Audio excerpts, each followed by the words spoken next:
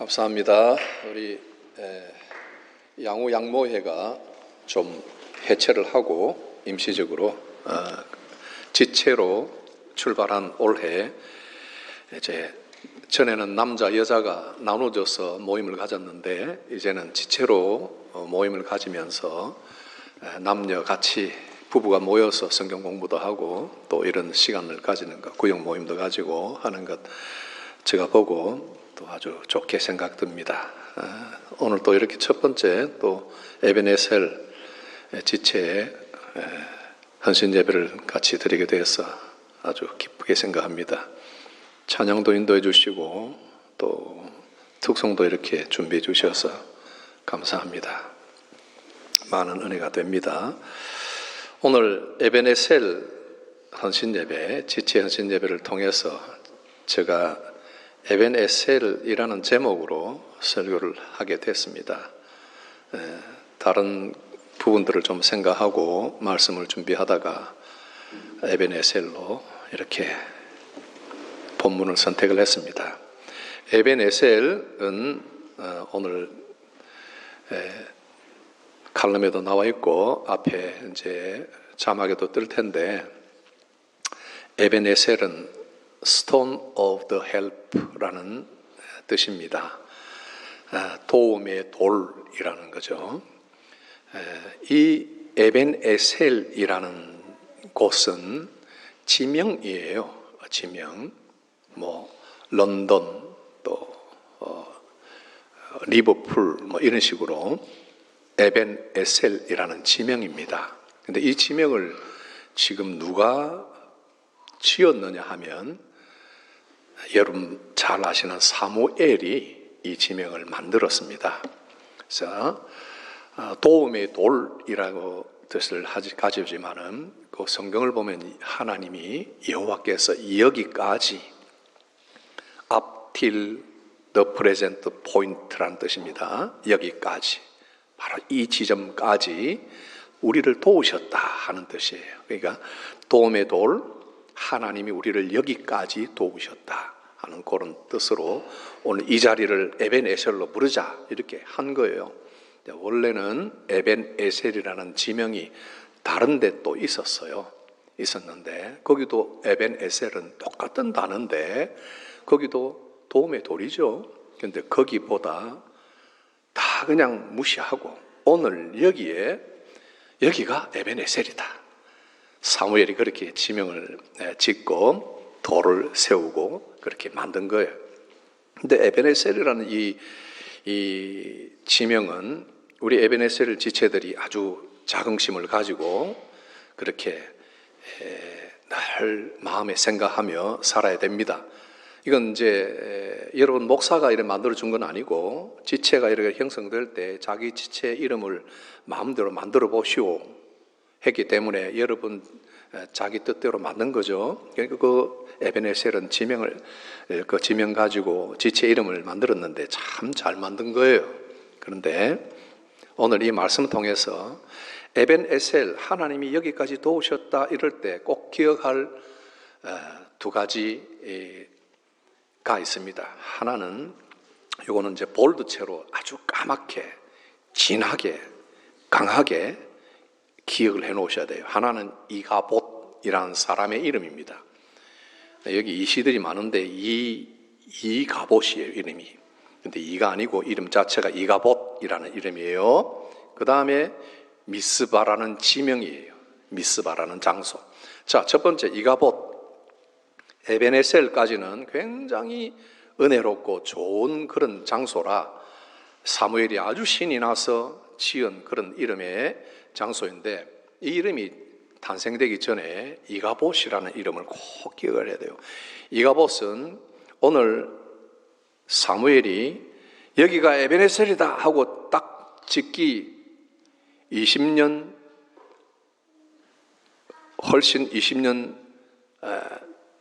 전이에요. 20년 전. 그러니까 그 전에 태어난 사람이에요. 그때 무슨 일이 있었느냐 하면은 이스라엘이 블레셋과 늘 전쟁을 하고 있었어요. 그런데 그날도 전쟁이 일어나는 날이었어요. 전쟁이 일어날 때 이스라엘 백성들이 블레셋을 이길 수 있다고 나갔는데 그때 똑같이 에벤에셀이라는 진영에 그 지역에 진을 쳤어요. 그러니까 지금 이 자리는 아니죠. 저 다른 데 있던 에벤에셀이라는 진영에다가 거기다가 진영을 딱 치고 블레셋과 싸우려고 하는데 그날 전쟁을 해가지고 4,000명이 죽었어요. 그러니까 대패한 거죠. 그리고 나서 이제 이스라엘 백성들이 이거 큰일 났다. 어떻게 하지 하고 머리를 싸매고 나서 아주 중요한 방법을 선택한 것이 하나님의 법궤를 실로에서 옮겨다가 우리 전쟁에 들고 나가자 그랬습니다. 하나님의 법궤가 가는 곳마다 전쟁에서 승리를 했기 때문에 우리가 이렇게 패하고 물러날 수는 없지 하고 그 법궤를 가져왔는데 그 법궤를 실로에 가지고 있을 때 법궤를 모신 사람이 엘리라는 제사장 사사였어요. 근데 엘리가 나이가 많고 늙어서 그 같이 가지를 못하고 아들 홈니와 비느하스라는 두 아들을 이제 보낸 거예요. 그 법궤를 이렇게 갈 때 법궤를 모시는 그런 제사장급의 사람들이 있어야 되니까 그 제사장의 후예가 같이 이렇게 간 거예요. 그러니까 전쟁터에 법궤가 나타날 때 블레셋 사람들은 굉장히 겁을 먹었어요. 아유, 이스라엘 진영에 법궤가 나타났다. 이제 우리는 전쟁에서 끝났다. 진 거야 하고 겁을 집어먹었어요. 그런데 그 중에 어떤 사람들이 블레셋에서 와, 우리 한번 싸워보자. 이대로 물러날 수는 없어 하고 자기들이 용기를 낸 거예요.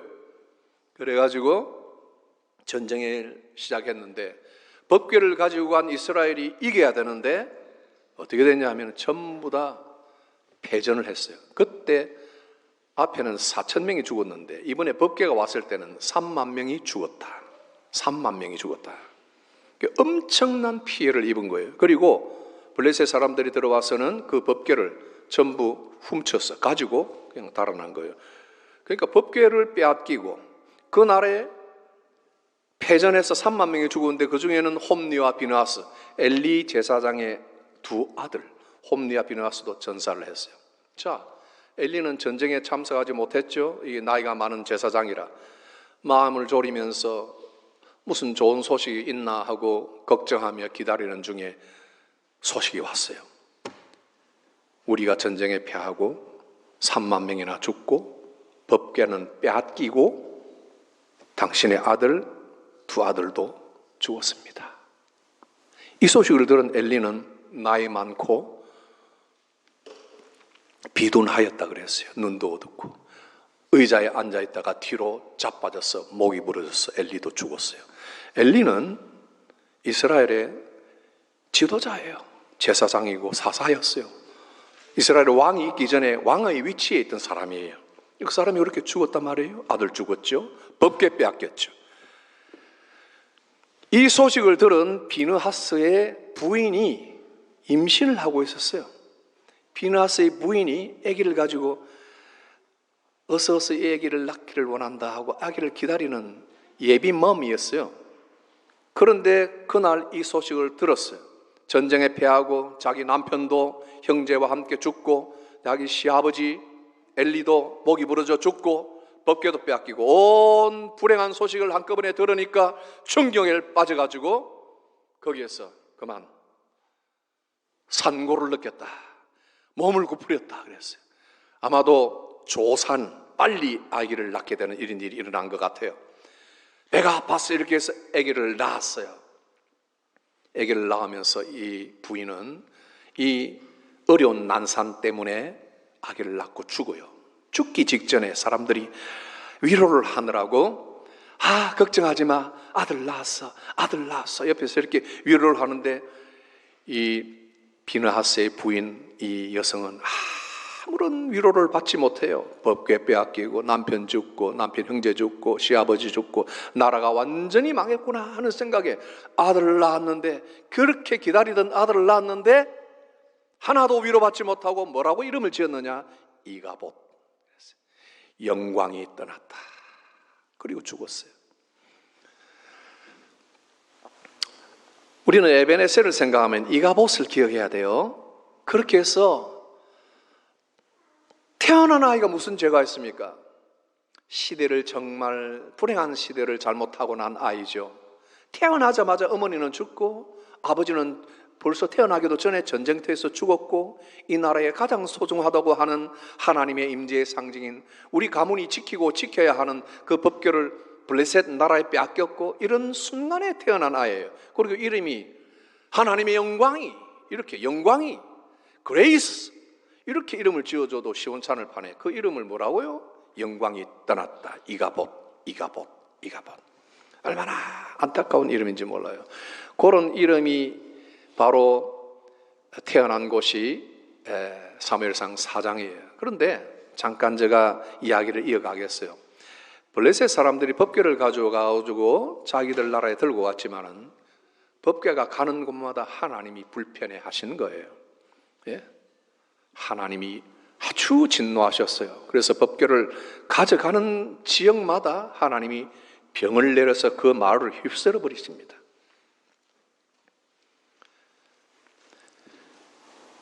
새 지역을 가는데 가는 곳마다 사람들이 죽고 독종을 만나서 아버지도 죽고 아들도 죽고 이런 일이 막 일어나는 거예요. 그러니까 마지막에 블레셋의 지도자들이 의논을 했어요. 아이고 이거 우리나라에 뒀다가는 큰일 나겠다. 어디에 다른 데 맡기려고 하니까 우리를 죽이려고 그럽니까? 여기 오게 하면 안 됩니다 하고 전부 거부하고 말이죠. 둘 데가 없는 거예요.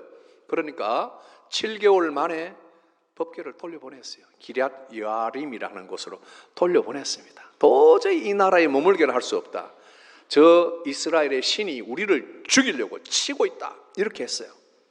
그래서 심지어 자기들의 신인 다곤이라고 하는 다곤의 그 신을 모셔놓은 신당에다가 산당에 모셔놨는데 거기에 다음날 가보니까 그 다곤이 그냥 엎어져가지고 땅바닥에 엎어져 있고 겨우 세워놓으니까 다음날 또 가보니까 또 엎어졌는데 얼굴은 땅에 처박혀 있고 손목과 다리가 다 절단이 돼서 몸통만 이렇게 남아있는 이런 사건이 일어나니까 그 사람들이 자기들이 주 신이라고 믿고 있었던 다곤이 이 정도 되니까 아이고 저 이스라엘 신 우리가 그냥 들고 왔지만은 큰일 나겠다 하고 이제 결국은 돌려보낸 거예요.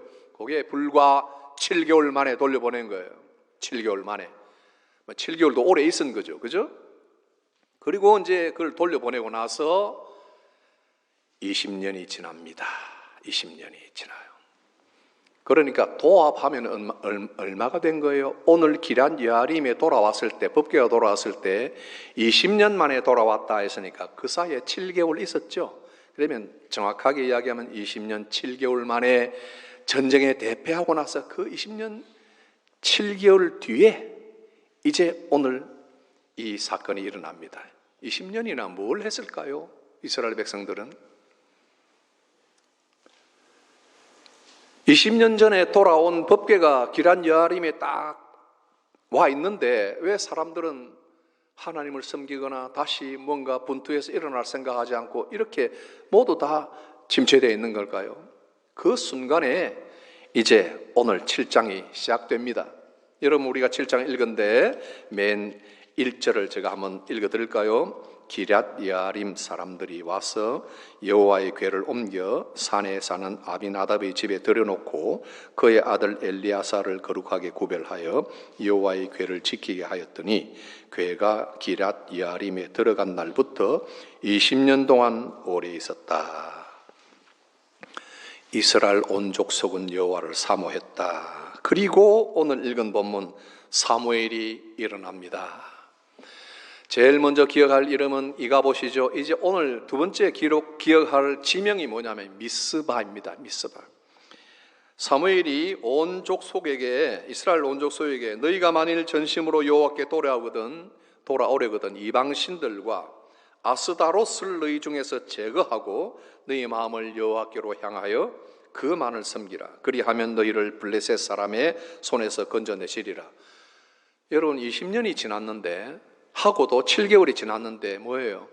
20년 7개월 전에 블레셋이 우리를 완전히 집어삼키고 그 역사가 20년 7개월이 지났는데 지금까지 블레셋이 어떻게 하고 있어요? 계속 괴롭히는 거예요. 계속 괴롭히고 이스라엘은 꼼짝도 못하는 이런 상황이 있다.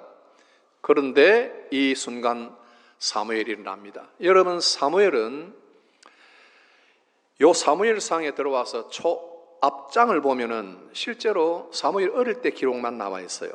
그리고 이 7장에서 사무엘이 하는 유일한 일이 한 가지 이게 나옵니다. 미스바에서 온 백성들을 미스바에로 모이라 하고 거기에서 회개를 촉구합니다. 그래서 사람들은 미스바 회개운동 이렇게 이름을 붙여요. 그래서 우리 현대인들도 우리 회개운동을 합시다, 무슨 집회를 합시다 할 때 이름을 붙일 때 미스바 운동, 미스바 집회 이렇게 잘 붙여요.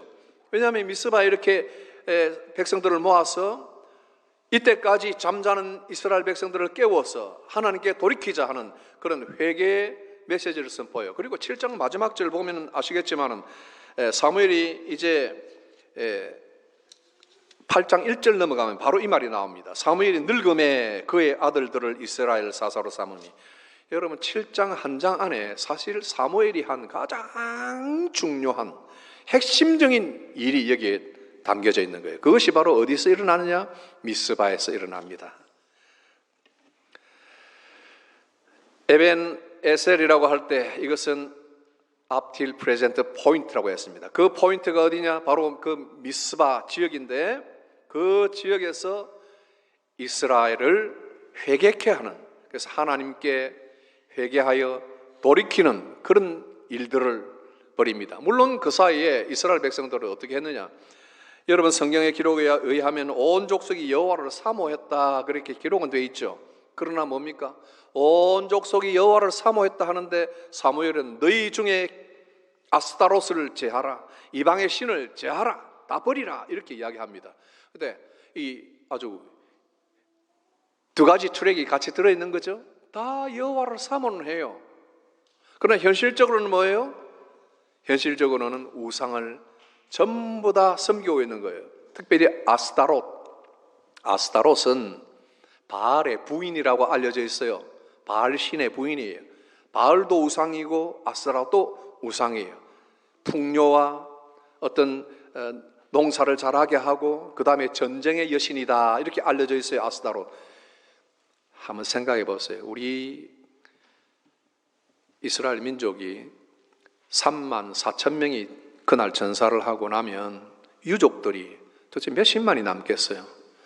10년 지나고 20년 지나도 우리 가정이 블레셋의 전투에 나가서 죽은 아들들 생각하고 죽은 아버지 생각하면 그 유족들이 슬픔이나 낙심이 얼마나 크겠어요. 하나님의 영광이 우리나라에서 떠났다, 법궤가 가고 잡혀갈 때 우리 법궤는 별 힘이 없구나. 예? 그리고는 온 블레셋에서 독종을 일으키는 법궤의 역할 돌아왔는데 어떻게 보면 우리를 수호하는 하나님의 임재의 상징인 법궤가 아니라 이제는 애물 단지, 상자. 블레셋에 가서 환영받지 못하고 사람들 다 죽이고 독종 전염병 일으키다가 돌아와서 겨우 기럇 여엠에 붙여놨는데 20년 동안 생각할 때 그 법궤에 대한 기대가 있었을까요? 신앙 좋은 사람들은 이렇게 말했을 겁니다. 하나님의 영광이 우리를 떠났다. 좋게 표현하는 거죠. 신앙이 좀 약한 사람들은 어떻게 했을까요? 대체할 신이 필요하다 했겠어요. 전부 개종을 했습니다.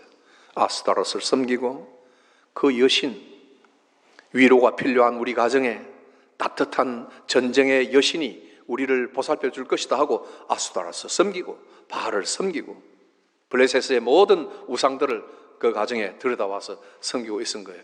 이것을 회개를 촉구할 때 사무엘은 이것을 다 제거하고 여호와께 돌아와 그만 섬기라 이 말씀을 주는 거예요. 그런데 20년 동안이나 그렇게 나름대로 안정이 된 거죠. 마음으로는 여호와를 향한 안타까운 마음이 있고 기다림이 있었지만은 그래도 아스타롯 갖다 놓고 바알 섬기고 하니까 그런 대로 지낼 만해 하고 한 20년 지나 온 백성이면 타성에 젖어서 좀처럼 돌아오기 힘들 텐데 의외로 오늘 3, 4절 보니까 그 말하는 대로 백성들이 이에 이스라엘 자손이 바알들과 아스타롯을 제거하고 여호와만 섬기니라. 여러분 의외로 굉장히 쉽게 돌아오죠. 여러분, 이건 정말 기적적인 일이에요. 회개는 그냥 장난삼아 되는 일이 아니에요. 그냥 회개하자고 해서 되는 일이 아니에요. 하나님께 돌아오려거든 그동안 20년 동안 가지고 있던 이 신들을 다 제거하고 버려야 돼요. 자기가 믿고 의지하던 것을 돌이키는 것인데, 이것은 자기를 어떤 면에서 일부를 잘라내는 것이고, C.S. 루이스의 표현에 의하면 자기의 일부를 죽이는 것과 마찬가지다, 그렇게 말할 수 있는 것입니다. 우리 성도들이 세상 살면서 여호와를 사모하면서도 뭔가 안정된 상태에서 어느 정도 기대고 있고 의지하고 있는 그런 다른 것들이 있다면, 이것을 완전 제거를 하는 그런 완전한 회개, 온전한 예배, 이것이 있어야 되는 거예요.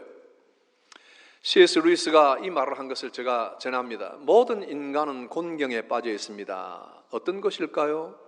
스스로 독립적인 위치에 서려고 한 것, 스스로 자기 주인인 양 행세하려고 한 것입니다. 다시 말해서 타락한 인간은 개선할 필요가 있는 불완전한 피조물이 아니라 손에 든 무기를 내려놓아야 하는 반역자입니다. 무기를 내려놓고 항복하면서 잘못했다고 말하는 것, 그동안에 잘못된 길을 걸어왔음을 깨닫고 삶을 처음부터 다시 시작할 준비를 하는 것, 이것이 이 곤경에서 빠져나올 수 있는 유일한 길입니다. 그리고 이렇게 덧붙입니다. 이렇게 항복하는 과정, 즉 전속력으로 뒤로 도는 동작을 회개라고 부릅니다. 회개는 장난삼아 할 수 있는 일이 결코 아닙니다. 그것은 단순히 굴욕을 감수하는 것보다 훨씬 더 어려운 것입니다. 회개한다는 것은 수천 년간 익혀온 자기 만족과 자기 의지를 버린다는 뜻입니다. 이것은 여러분 자신의 일부를 죽이는 것, 일종의 죽음을 겪는 것을 뜻합니다. 여러분, 이것이 쉽게 가능할까요? 수천 년간 걸어온 자기 길을 살아봐야 수십 년이겠지만은, 그러나 수천 년 지켜온 자기 어떤 길만큼 탄탄한 자기의 어떤 의지들을 잘못됐다는 것을 알고 내어버리는 것이 쉬운 일이 아니라는 거예요. 이것이 정말 하나님께서 함께 해주셔야만 되는 것입니다. 그렇게 리펜트를 요구하고 그 다음에 사무엘이 한 일을 보면은, 사무엘은 미스바로 모이라 하고 내가 너희를 위하여 기도하리라 했습니다. 자, 이런 리펜트가 일어났을 때 뭔가 쉽게 일이 호전이 되는 것이 아니라 흥미로운 일입니다. 7절 보면 이스라엘 자손이 미스바에 모였다 함을 블레셋 사람들이 듣고 그들의 방백들이 이스라엘 치러 올라온지라.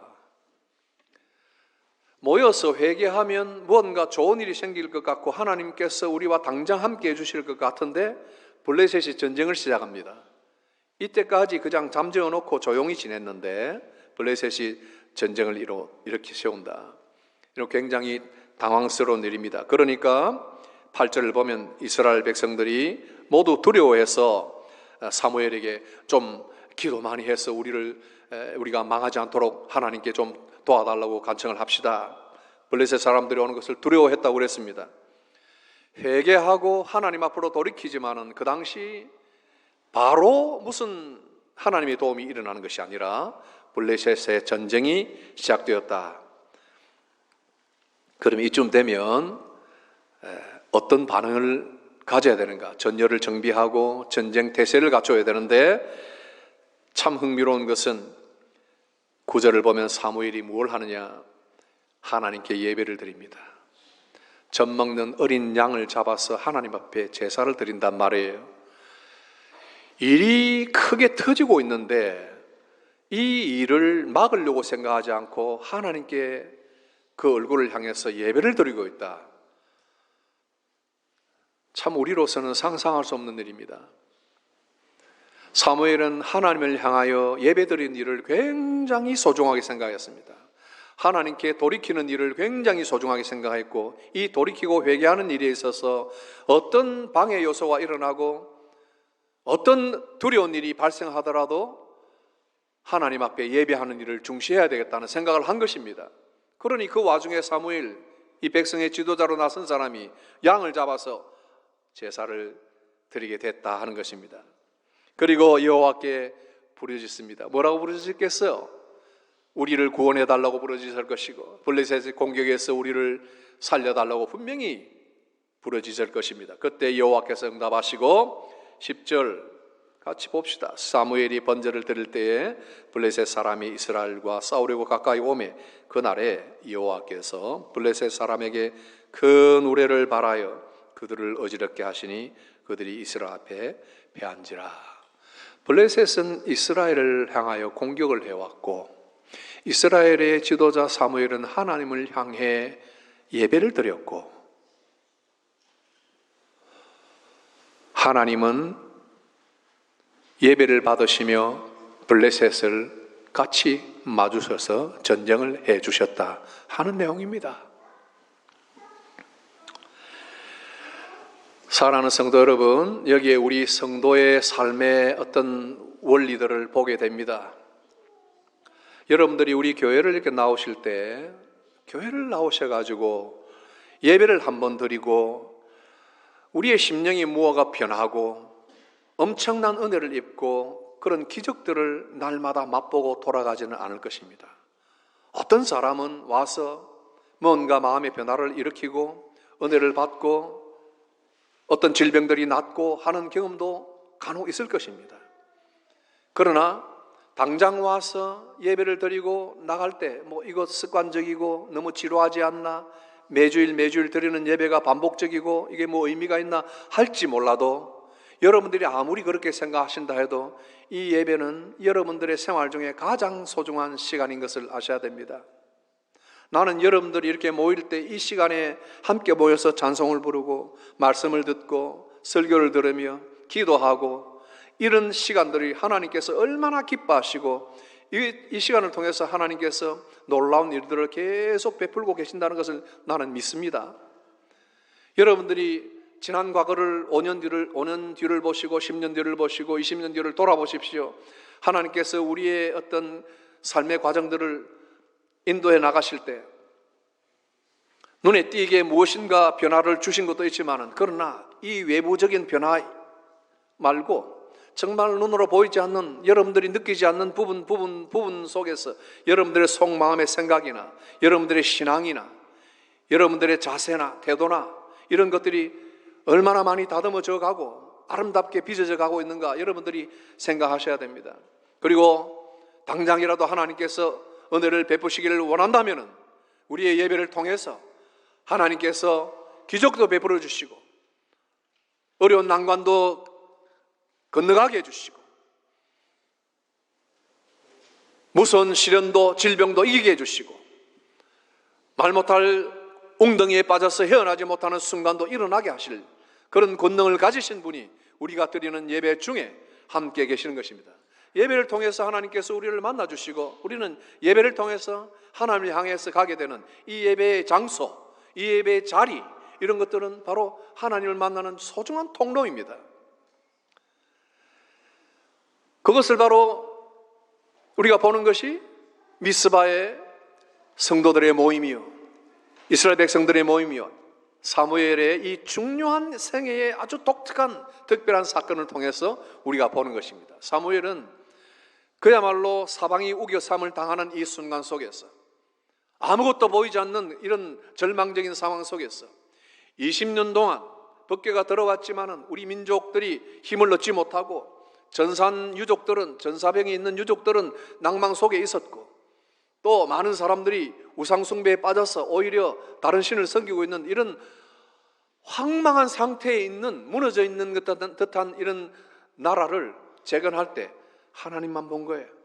모여서 같이 회개하고 돌이키자 했을 때 그 중에 갈급한 마음들 그동안 온갖 우상숭배를 다 했을지라도 자기 스스로 자기가 주인인 양 행세를 했을지라도 마음속 한구석에는 하나님은 살아계시지 비록 우리 형편은 이렇지만 하나님은 우리 가정의 주인이고 우리 나라를 일으키시는 유일하신 산 하나님이야.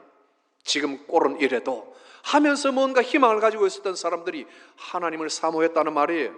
그 사람들이 버리자는 회개의 촉구가 일어났을 때 우상을 다 버리고 돌아왔대. 그런 어려움이 계속되었지만은 사무엘은 하나님만 바라보았고 이런 놀라운 일이 일어났다. 그래서 그날 전투를 끝낼 때 여호와께서 이미 이기게 하셨다 하고는 뭐라고 그랬습니까? 11절을 보니까 흥미로운 구절 또 이어집니다. 이스라엘 사람들이 미스바에서 나가서 블레셋 사람들을 추격하여 벳갈 아래에 이르기까지 쳤다 그랬습니다. 하나님이 다 해놓으신 일인데 이스라엘 백성들은 그냥 뭐라 그럴까요? 그냥 이쑤시개 하나 가서 콩을 집어먹듯이 그냥 따라가면서 쳤다는 말이 되겠는데, 그러나 이 전투에 직접 가담해서 쳤다고 하는 것은 능동적인 어떤 행위들을 표현하는 거예요. 하나님이 이스라엘을 위해서 다 해놓으신 전쟁, 이미 패했다 했지만은, 그러나 이스라엘들은 그냥 앉아서 하나님의 그 은혜를 그냥 받아먹지 않고 일어나서 그들이 할 수 있는 일들을 해나갔다. 여러분, 우리 성도들이 땅에 사는 이 삶이 때때로는 지치고 피곤하고 또 일어서서 이것까지 나가야 되나 하는 것들이 있어요. 굳이 기도해야 되나? 하나님이 다 해주시는데 굳이 이렇게 뭔가 율법적인 신앙생활을 해야 되나? 굳이 예배는 드려야 되나? 굳이 교회 당이라고 하는 장소 속으로 나가야 되나? 이런 생각들을 하게 되지만, 그러나 우리는 일어나 하나님이 이뤄놓으신 일들을 추적하며 계속적으로 그 전투를 계속 해나가야 되는 거예요. 열심히 이 세상을 살아나가는 거예요. 다른 사람들을 열심히 노력할 때 더 노력하고, 다른 사람들이 쉴 때 나도 더 노력하고, 더 힘써서 공부하고 노력하고, 그렇게 해야 하는 것이에요. 이게 우리 크리스찬들의 어떤 직업관이고 세계관이에요.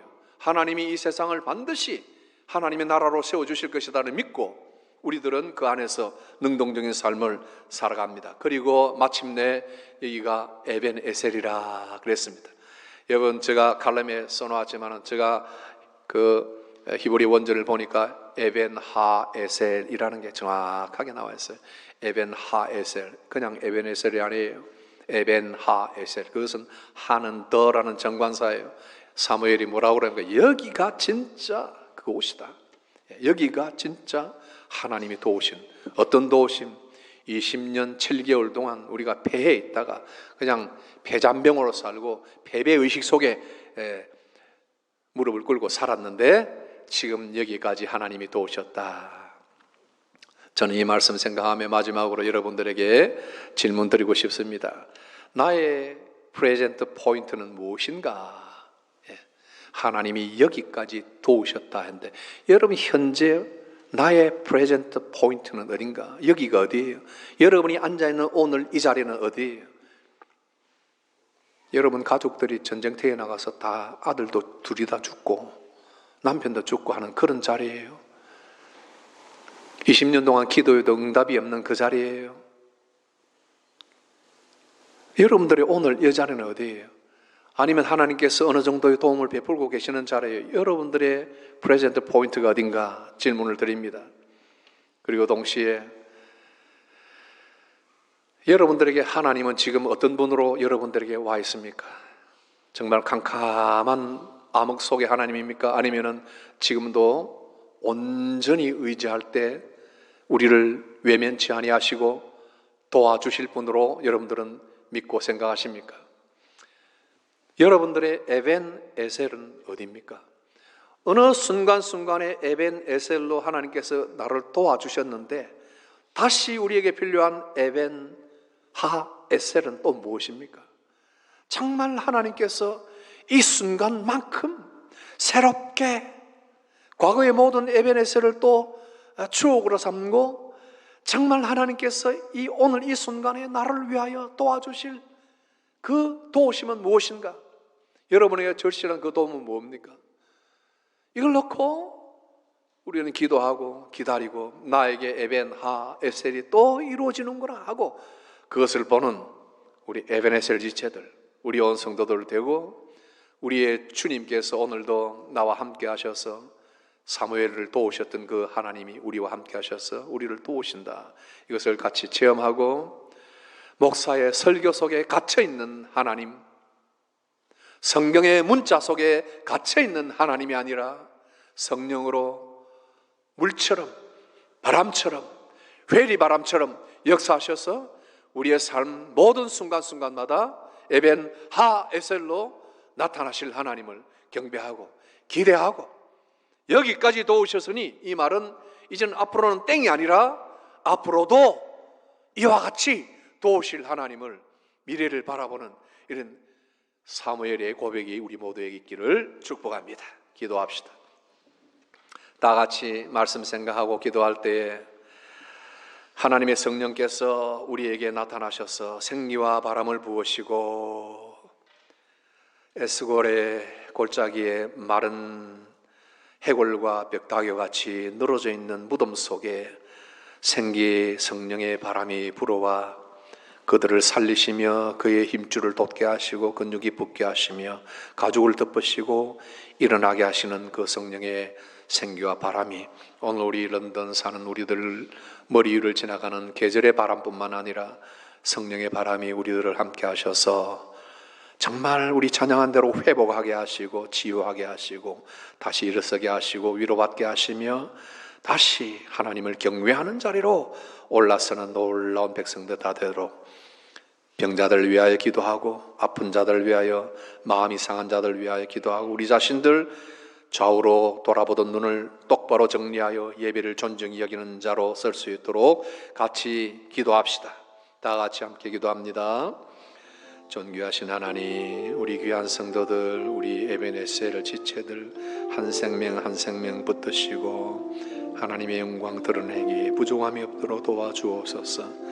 하나님의 생기로 성령으로 불같이 마음이 뜨거워지고 말씀이 우리 마음에 새겨지고 찬양이 새로워지고 기도가 뜨거워지고 하나님을 향한 교제가 깊어지는 되게 하여 주옵소서. 무엇을 읽든지 마시든지 먹든지 무엇을 보든지 무엇을 행하든지 행하는 일마다 하나님이 동행하시고 영적인 병에 잠든 자들을 주님께서 영혼을 깨끗게 맑혀주시고 낙심하여 무릎을 꿇은 자들의 앉은 자리에서 일어나 걸어라 달리 다굼의 역사가 일어나게 하시고 병든 자들을 일으켜 세워주시고 독한 병에 치료받는 자매를 주님께서 권고하시며 어려운 사업에 고난 중에 있는 자들을 주님께서 위로하시고 앞길이 막막한 자들을 주님이 큰 빛을 보여주셔서 구원을 베풀어 주옵소서.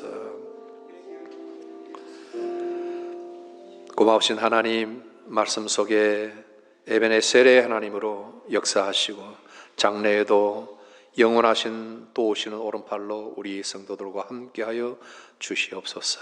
예수님 이름으로 기도합니다. 아멘.